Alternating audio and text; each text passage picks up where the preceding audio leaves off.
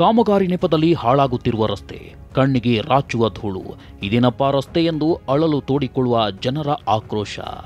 ಹೌದು, ಧಾರವಾಡ ಸವದತ್ತಿ ರಾಜ್ಯ ಹೆದ್ದಾರಿ ಮೃತ್ಯುಂಜಯ ನಗರದ ಬಳಿಯಲ್ಲಿ ಜನರು ರಸ್ತೆಯ ಧೂಳಿನಿಂದ ಪರದಾಡುವ ಸ್ಥಿತಿ ಸದ್ಯದಲ್ಲಿದೆ.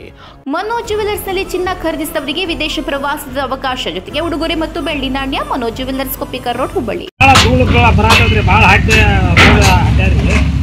ಗಾಡಿಗಳು ಬಂದು ಅಂದ್ರೆ ಏನು ಕಾಣುದಿಲ್ಲ, ಧೂಳು ಇರ್ತಂದ್ರೆ ಟ್ರಕ್ನವ್ರು ಹೋದ್ರ ಅಂದ್ರೆ ಸೈಕಲ್ ಮುಟ್ಟದವರು ಗಾಡಿಯವರು ಏನು ಕಾಣುದಿಲ್ಲ. ಇದನ್ನ ಮಾಡ್ರಿ, ತಿಂಗಳಾಗಟ್ಲೆ ಆತ್ರಿ ಇದನ್ನ ಮಾಡಿ ಇನ್ನೂ ಒಬ್ರು ಕಾಣುವಲ್ರಿ.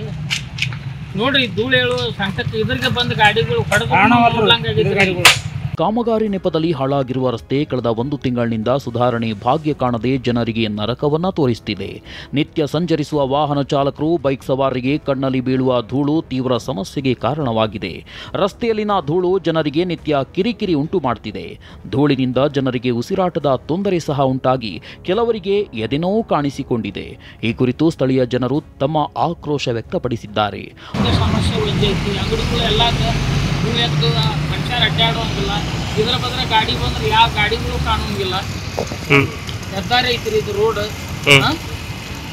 ನೋಡ್ರಿ ಇದ್ರಿಗೆ ಮನುಷ್ಯ ಬಂದ್ರೆ ಕಾಣುವಲ್ದು.